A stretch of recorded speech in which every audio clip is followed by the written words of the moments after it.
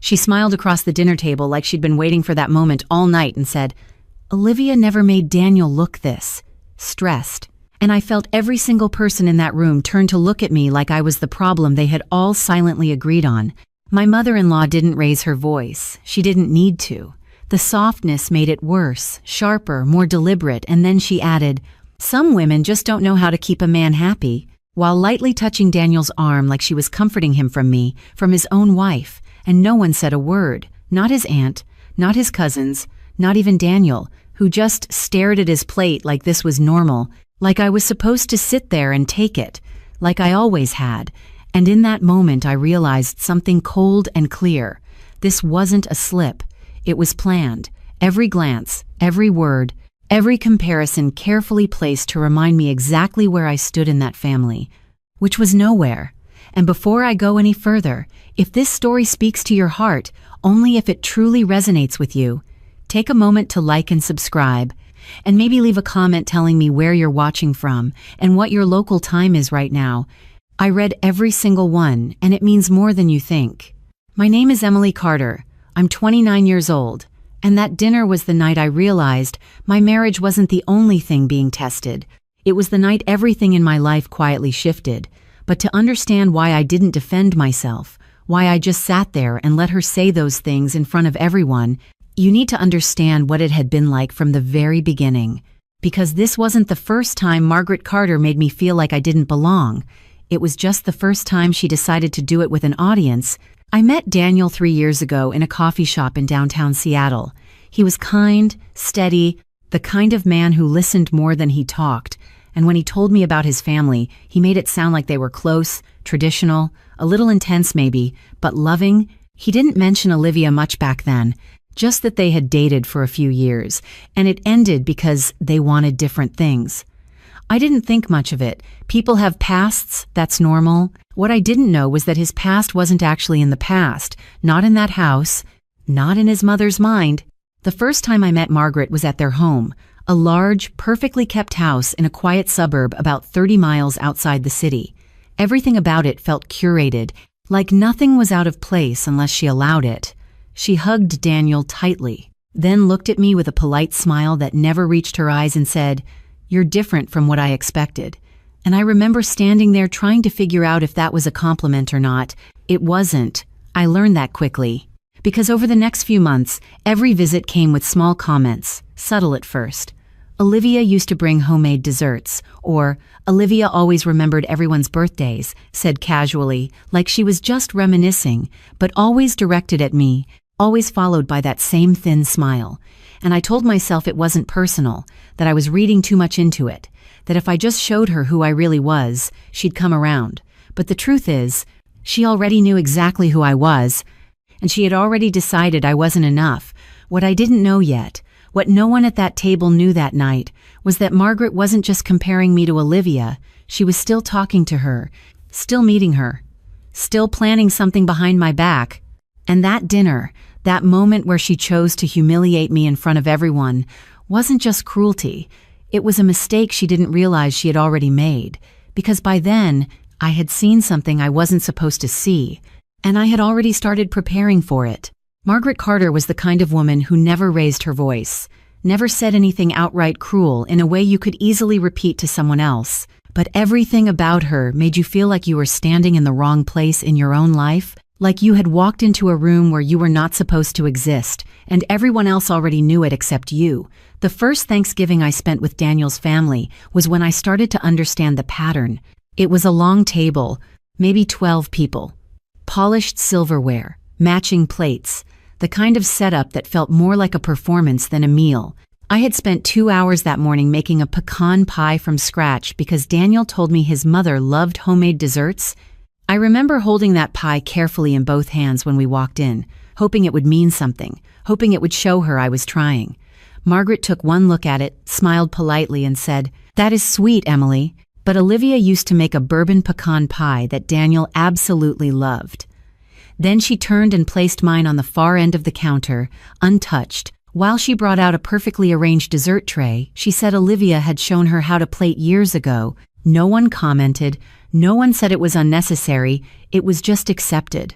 Like this was how things worked in that house, and I stood there for a second longer than I should have before setting my coat down and pretending it did not matter. Dinner was not much different. Every story somehow circled back to Olivia, her job, her taste, her way of doing things. Margaret would say things like, "Olivia always knew how to make a room feel warm," while glancing around at the table I had just helped set, or "Olivia was very thoughtful with gifts." Right after I handed her a small box I had spent weeks picking out, and each time she said her name, it felt less like a memory and more like a comparison I was expected to fail. Daniel would squeeze my hand under the table sometimes. A quiet gesture like that was enough to fix it, but he never said anything out loud, never corrected her, never once said, "Mom, that is enough." And I told myself he was just trying to keep the peace, that maybe he did not realize how it sounded, that maybe I was being too sensitive, because that is what you do when you want something to work. You shrink the problem until it fits into something you can tolerate. Christmas that year made it clearer. I spent $300 on gifts, things I knew each person would actually use. I wrapped them carefully, labeled everything, even included handwritten notes.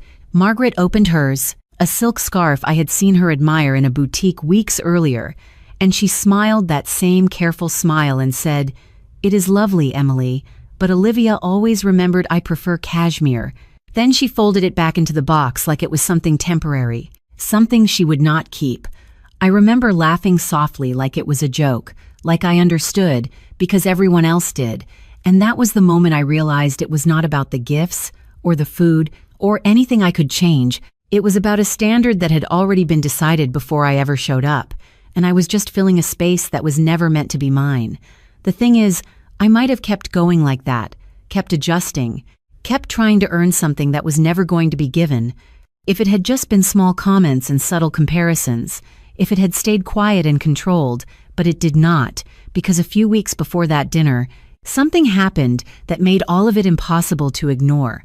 Something small at first, almost easy to miss, but once I saw it, I could not unsee it, and it changed the way I looked at everything Margaret said after that. I did not plan to go back to their house that afternoon. It was a Tuesday, raining lightly, the kind of gray Seattle day where everything feels slower, and Daniel had asked me to pick up a folder he forgot in the living room before an early meeting. Nothing important, just a quick stop on my way to work. I had a key by then. Margaret gave it to me with a tight smile weeks earlier, saying, "For convenience," like it was a gesture of trust instead of something she could take back at any moment. The house was quiet when I walked in.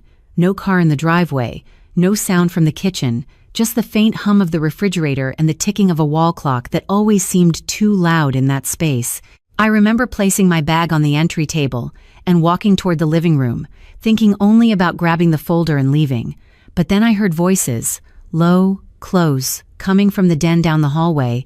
I stopped without thinking. Not out of suspicion at first, just instinct, the way you pause when you hear something you are not expecting. Margaret's voice came through clearly, calm, controlled, the same tone she used at dinner, but softer, almost amused, and then another voice answered her, one I had never heard in person but recognized immediately from the way she said her name so often, Olivia. They were talking like they had done this before, like this was normal, like there was no reason to hide it. Margaret said, "You just need to be patient. He always comes back to what he knows." And Olivia laughed, a quiet, confident sound that made my chest tighten in a way I could not explain at the time. I should have left. I know that now. I should have turned around, grabbed the folder, and walked out. But I did not. I stood there, just outside the hallway, barely breathing, listening to them talk about my marriage like it was temporary, like I was a placeholder they were both waiting to replace. Olivia said, "She is trying too hard. It shows," and Margaret replied, "Exactly. Men notice that. Daniel does not say it, but I can see it." There was a pause. Then Margaret added, "You were always more natural with him, like it was a fact, like it had already been decided." I felt something shift in me right then, not loud, not dramatic, just a quiet understanding that everything I had been experiencing was not in my head.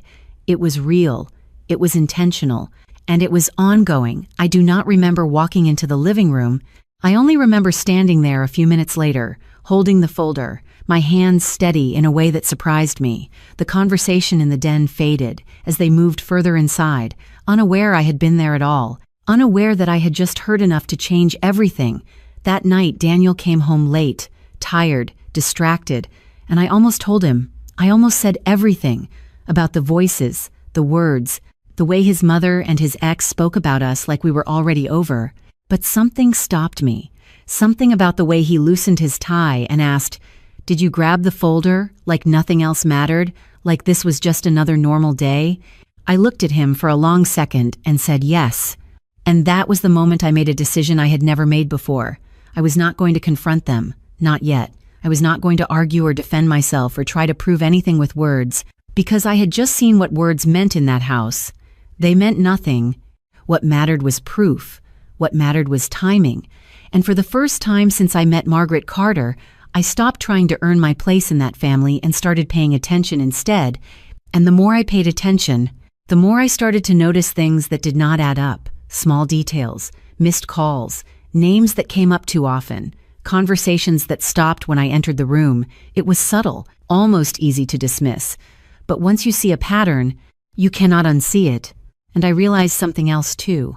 Something that made my stomach drop in a way no comment ever had before. If they were this comfortable talking like that behind closed doors, then whatever they were planning was not new. It had already started. And I was already in the middle of it without even knowing how far it had gone. It did not explode all at once. It unraveled slowly, in ways that made me question my own memory before I questioned them. The first time was small, almost forgettable. Daniel came home one evening, dropped his keys on the counter, and asked me why I had told his mother I did not want to attend his cousin's engagement party. I remember standing there with a dish towel in my hands, confused, because I had never said that. Not to him, not to anyone. I told him there must be a misunderstanding. But he frowned slightly and said, "Mom said you told her it was not your kind of event." And there was something in his tone, not angry, just uncertain, like a seed had already been planted. I laughed it off at the time, said I would call her and clear it up, but when I did, Margaret sounded surprised, almost concerned. "Oh, Emily, I would never lie about something like that," she said gently, like I was the one creating confusion, like I had forgotten my own words. I apologized, even though I did not understand what I was apologizing for, and told myself it was just miscommunication. But then it happened again, and then again. Little things at first. Comments that did not match what I had actually said, preferences I supposedly expressed that I never had, and each time, Margaret would respond with that same calm certainty, never defensive, never aggressive, just sure enough that it made everything I said feel weaker, less reliable. Daniel never accused me directly, but I could see the shift, the hesitation before he believed me, the way he would say, "That is not what Mom told me," as if her version carried more weight by default. And I started to notice how easily her words spread through the family, how quickly they became accepted truth. At a Sunday brunch, his aunt casually mentioned that I did not really enjoy family gatherings, smiling at me like she was including me in the joke, and I sat there with my coffee cup in my hands, realizing that a conversation I never had already turned into a story everyone believed. I wanted to correct it, to explain, but something about the way they all nodded, the way it had already settled into place, made me stop, because correcting it would not undo it. It would just make me look defensive, like I was trying to rewrite something they had already accepted.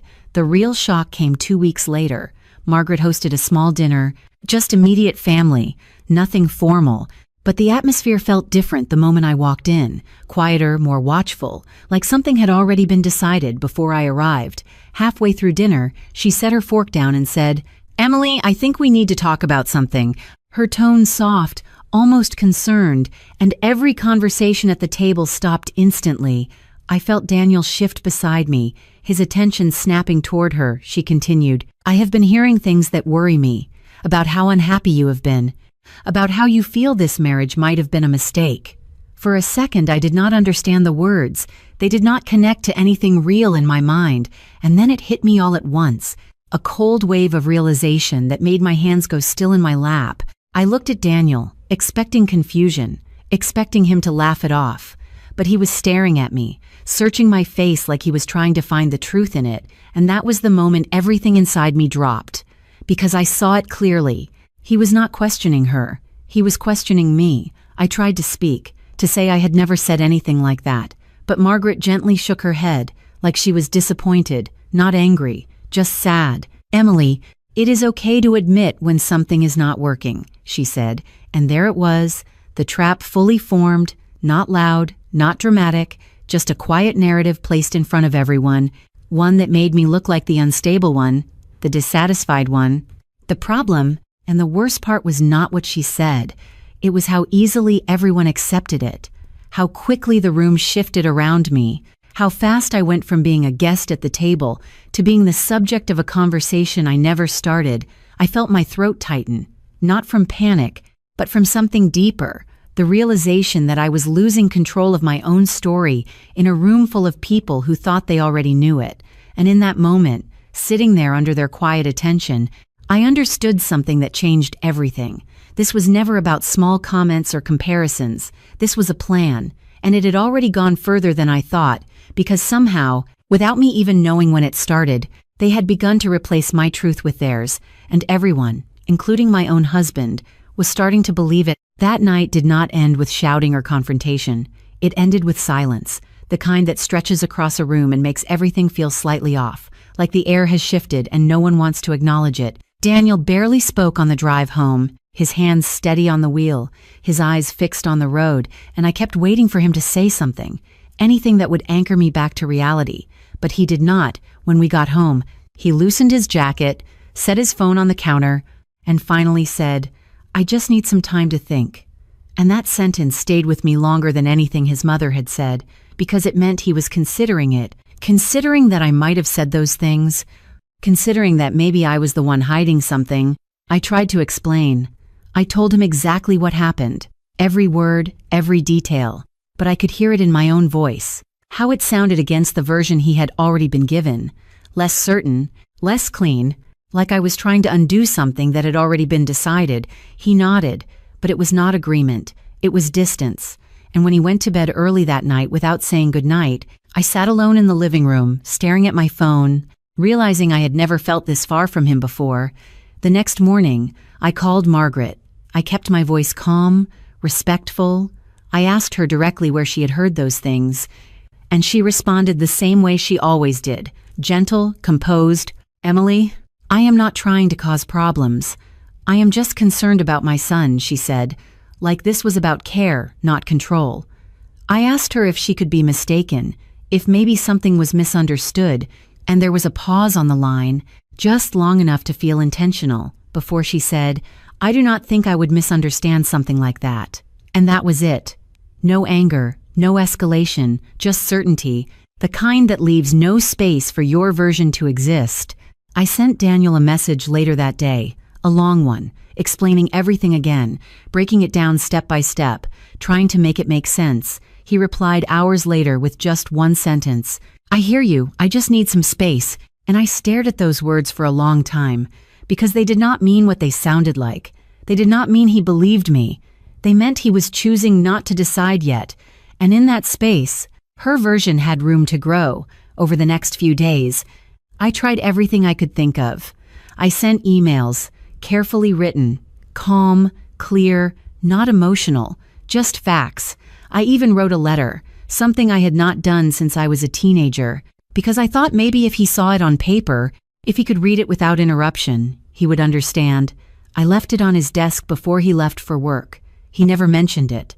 I saw it later that night, moved slightly to the side.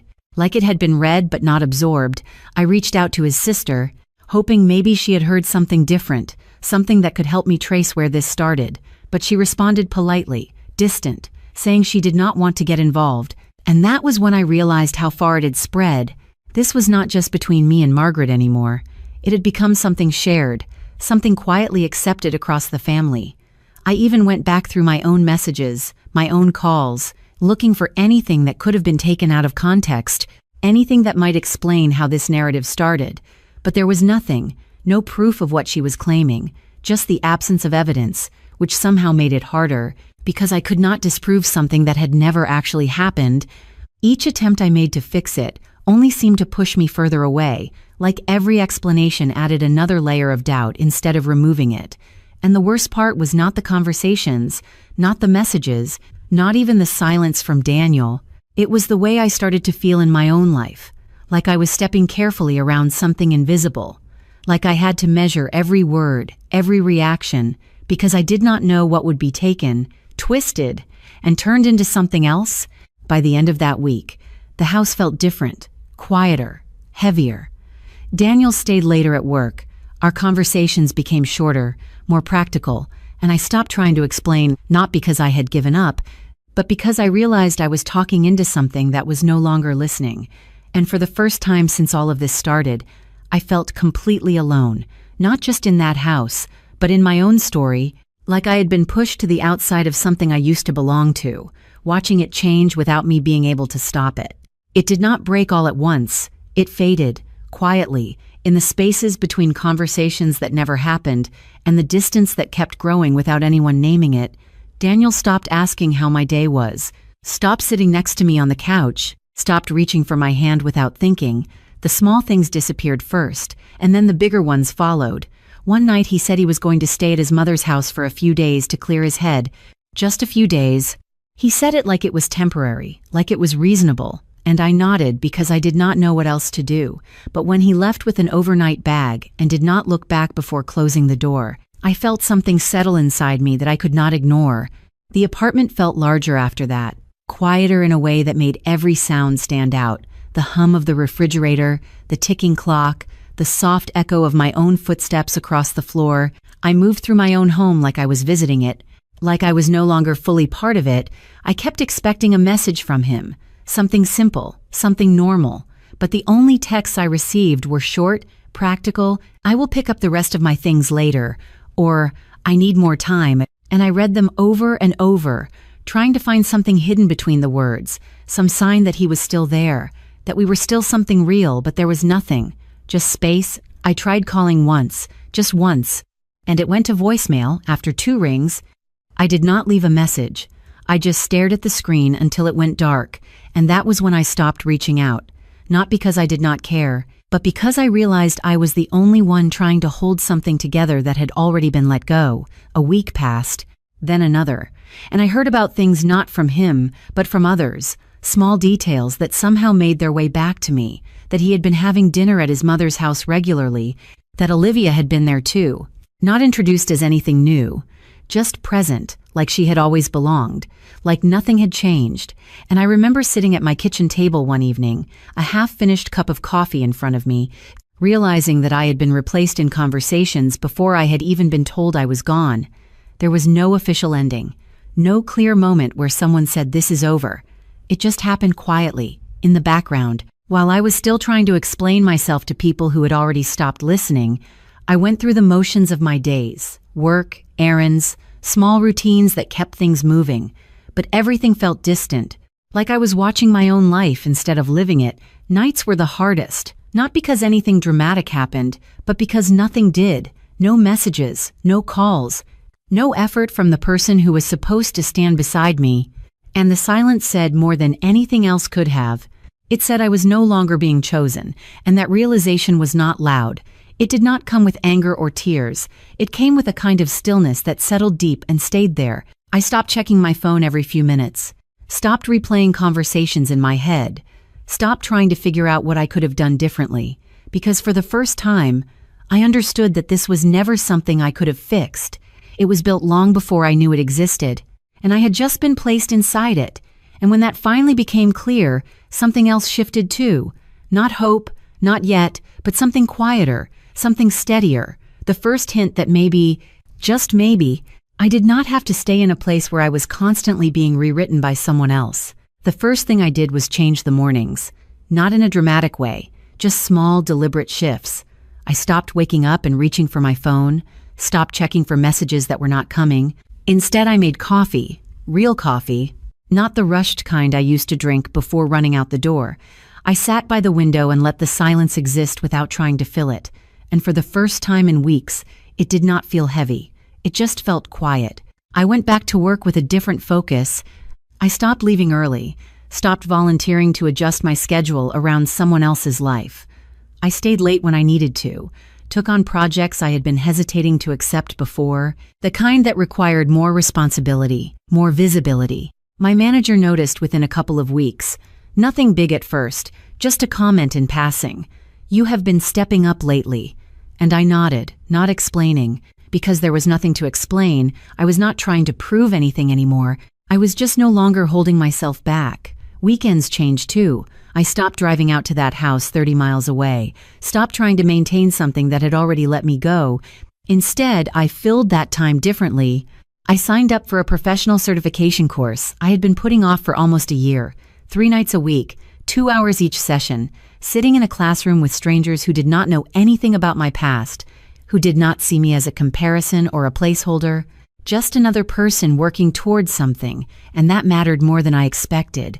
I started running again, early mornings, 5 miles along the same route by the water, the cold air, the steady rhythm, the feeling of moving forward without needing permission.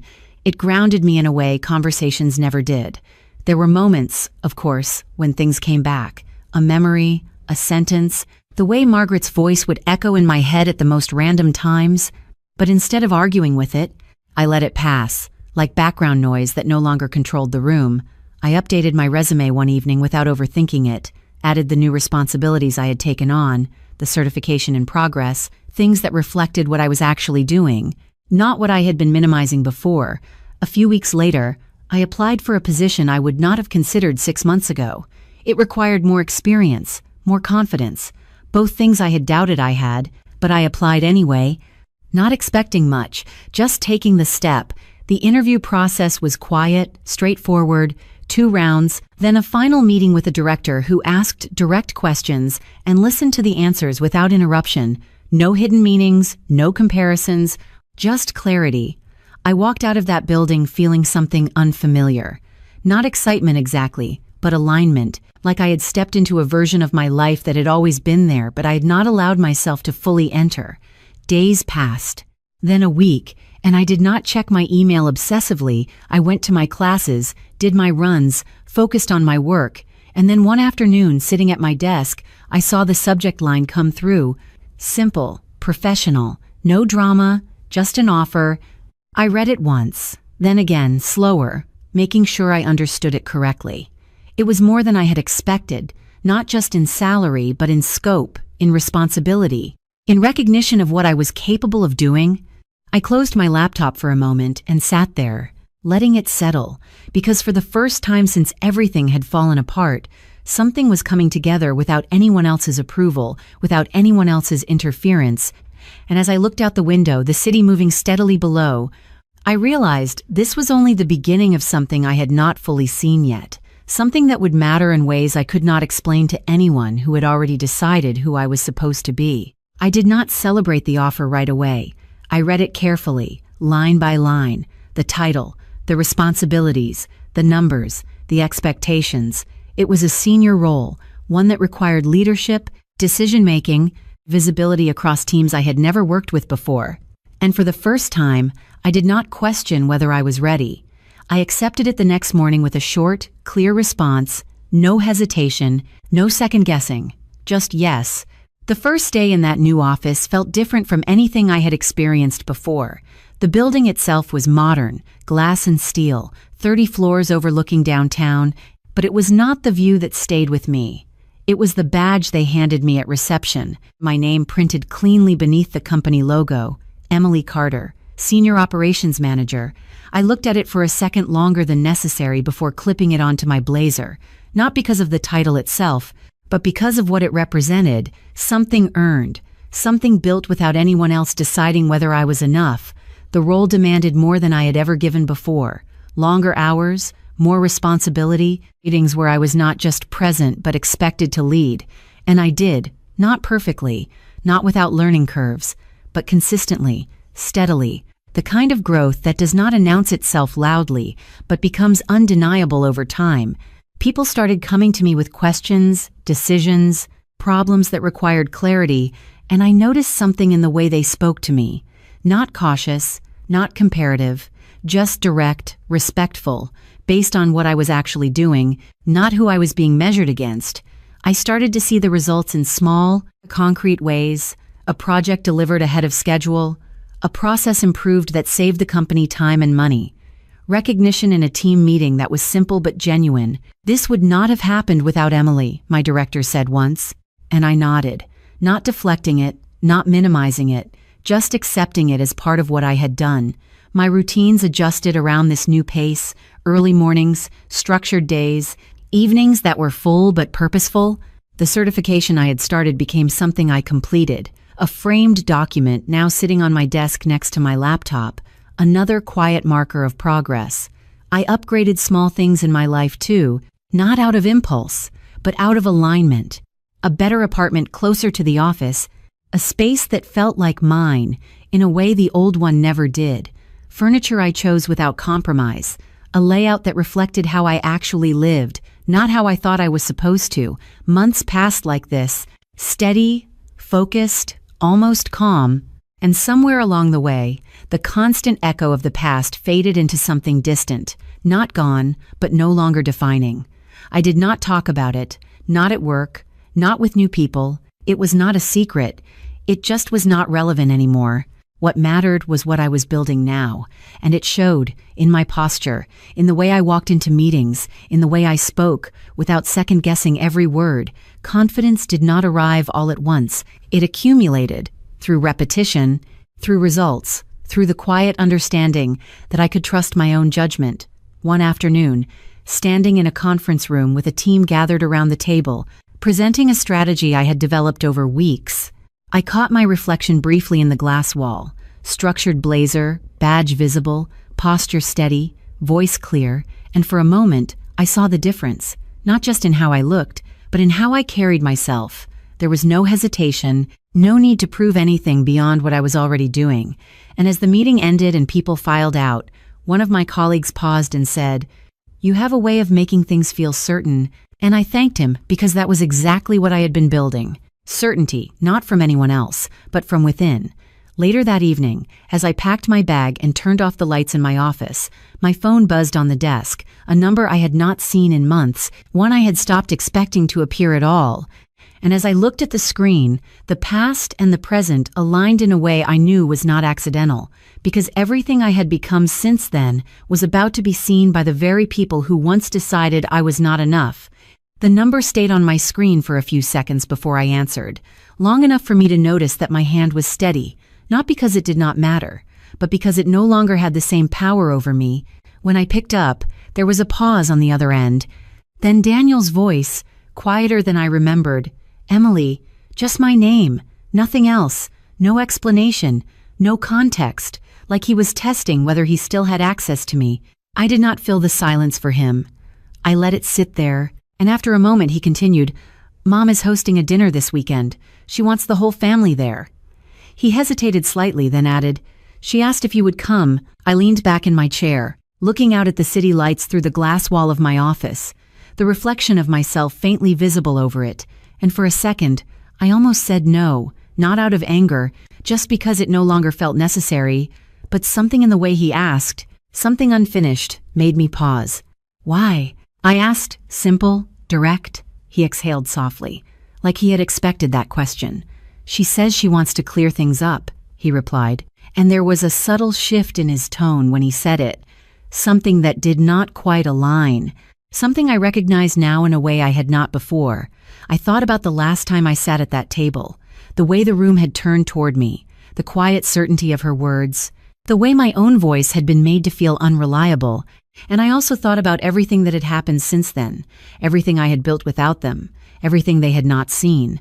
"I will come," I said finally, not because I needed closure, but because I understood something they did not. The timing mattered. When I hung up, I sat there for a moment longer, then reached into my bag and pulled out my laptop, not to prepare what I would say, but to open a file I had not looked at in weeks. A video file, simple, unedited, time-stamped from that rainy afternoon when I had gone back to the house. I had not planned to record anything that day, but when I heard their voices from the den, something instinctive made me take out my phone, press record, and hold it just steady enough to capture everything without being seen. I watched a few seconds of it now, just enough to confirm what I already knew.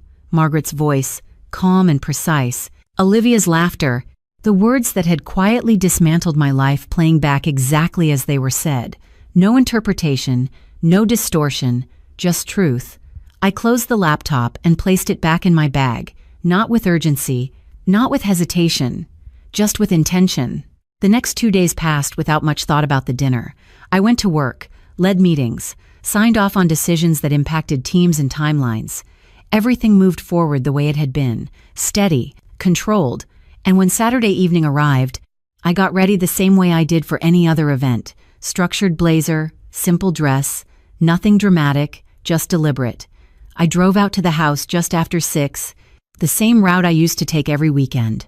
The same turns, the same quiet streets, but everything felt different now, not heavier, just clearer. The house looked exactly the same from the outside, perfectly maintained, lights glowing through the windows, the sound of conversation faintly audible as I approached the door.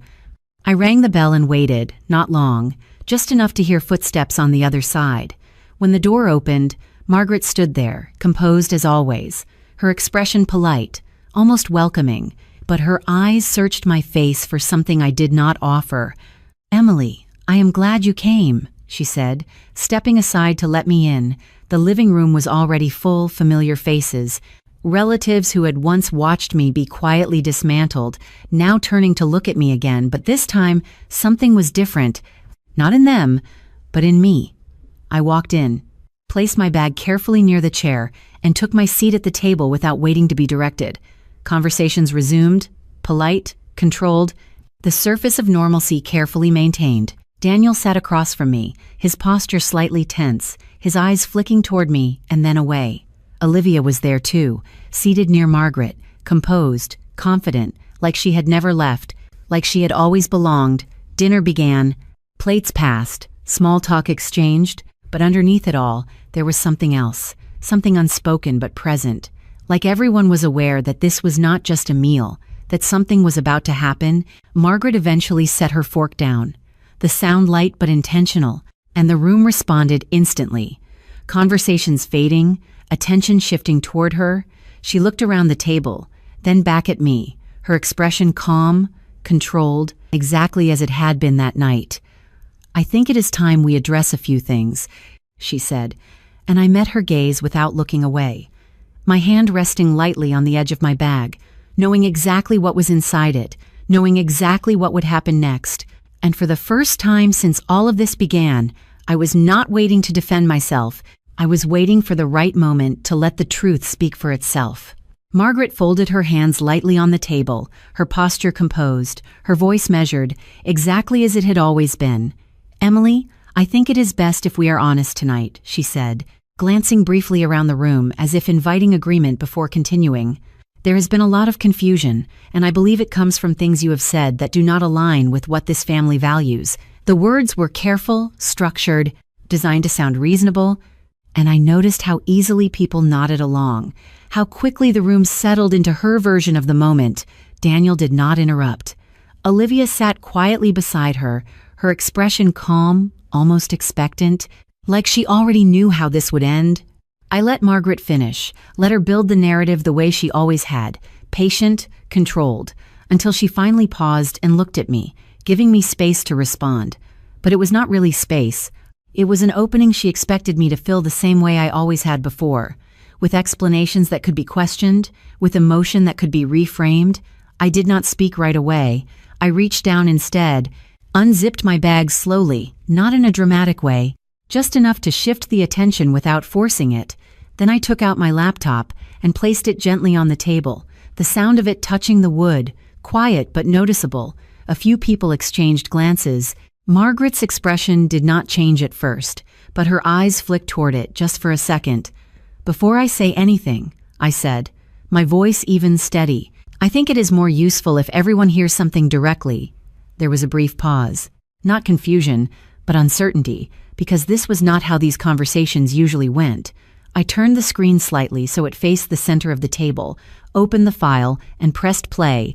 The room filled with the sound of Margaret's own voice within seconds. clear, unmistakable. You just need to be patient. He always comes back to what he knows, followed by Olivia's soft laugh, the kind that had once felt distant, but now echoed through the room in a way that made it impossible to ignore. No one moved, no one spoke. The video continued, each sentence landing without interpretation, without context that could be adjusted or softened. Just the exact words as they were said.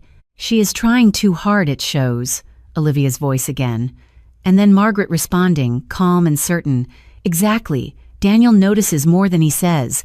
I watched their faces, not searching for reaction, just observing what was already there." Margaret's posture remained upright, but something in her expression shifted, not dramatically, just a slight tightening around her eyes.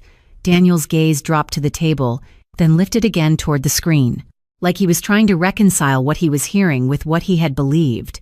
Olivia's composure held for a moment longer, then her shoulders stiffened, the confidence in her posture becoming something more rigid, more deliberate, as if holding it in place required effort now. The video ended without commentary. The room stayed quiet, not the polite silence from before, but something heavier, something that did not know where to go next. I closed the laptop slowly, leaving it on the table, not removing it, not hiding it, just letting it exist there as part of the conversation now. I looked at Margaret, not with anger, not with accusation, just directly. "I never said the things you claimed I did," I said, calm, clear. "But you said plenty." The words did not need emphasis. They carried enough weight on their own. She opened her mouth slightly, as if to respond, but no words came immediately, and for the first time since I had known her, she did not control the direction of the room. Daniel spoke next, his voice quieter than I had ever heard it. "Mom, is that real?" he asked, not looking at me, not looking at Olivia, just at her. And the question itself carried everything that had shifted in that moment. Margaret did not answer right away. And in that pause, in that space where certainty used to live, something broke, not loudly, not visibly, but completely. Because the truth was no longer something that could be adjusted or redirected. It was already there, heard by everyone, undeniable. And the look on her face, the slight loss of color, the absence of a prepared response, was the only confirmation anyone in that room needed. No one spoke for a few seconds after the video ended, not because they did not have anything to say, but because there was no version of the situation left that could be adjusted into something comfortable. The room felt different now, not tense in the way it had been before, but exposed, like something carefully managed had been pulled into the open, and no one knew where to place their attention anymore. Daniel leaned back slightly in his chair, his hand running once over his face, slow, deliberate, like he was trying to process not just what he had heard, but everything that had led to it. "You said all of that," he repeated quietly, looking at Margaret now. And this time, there was no hesitation in his voice, just a need for clarity that did not come with room for interpretation. Margaret straightened, her composure returning in fragments. "Daniel, you are taking this out of context," she said, the same calm tone, but it landed differently now, thinner, less certain, like it did not carry the same weight it once had. Olivia shifted beside her, crossing her arms lightly, her expression composed but distant, like she was recalculating where she stood in a situation that no longer followed the plan she had expected. One of Daniel's relatives spoke up quietly, not to defend anyone, just to acknowledge what had already been seen. "That did not sound like context," his uncle said, and the simplicity of that statement seemed to settle over the table more than anything else. I remained where I was, not leaning forward, not retreating, just present, because this was not about proving anything anymore that had already been done. This was about what came next. Daniel looked at me then, really looked at me, said, in a way he had, not in weeks, and I could see the shift, not complete, not resolved, but present, like something had finally aligned with what I had been trying to say before. "Why did you not tell me?" he asked, and I held his gaze for a moment before answering. "I tried," I said simply, not as an accusation, just as a fact, and the weight of that settled between us in a way that did not need to be expanded on. Margaret exhaled softly, her hands tightening slightly on the edge of the table. "Emily, if you felt uncomfortable, you could have spoken to me directly," she said. And there it was again, the attempt to reposition, to soften what had happened into something mutual, something that could still be managed. I shook my head once, not dismissive, just clear. This is not about discomfort, I replied, my voice steady. This is about honesty, and what was said when you thought I would never hear it. I did not raise my voice. I did not need to. The room was already listening, in a way it had not before. I reached down and closed my laptop, placing it back into my bag without urgency. Not because I was finished, but because there was nothing more it needed to show. The truth had already done its part. I stood then, not abruptly, just with intention, and for a moment no one moved, as if they were waiting to see what I would do next. I am not here to argue, I said, looking around the table, and I am not here to fix something that was built without me. The words were simple, but they carried everything I had come to understand over the past months. Daniel opened his mouth slightly, as if to say something, but stopped. And that pause said more than anything else could have. I looked at him one last time, not with anger, not with expectation, just acknowledgement. I needed you to believe me when I did not have proof, I said quietly, not after. And then I stepped away from the tables, picking up my bag as I did. Margaret did not try to stop me. Olivia did not speak. The room remained still, but not because it was resolved, because it was not. There were questions left unanswered, conversations that had not happened, and consequences that had not fully unfolded yet. And as I walked toward the door, I could feel it.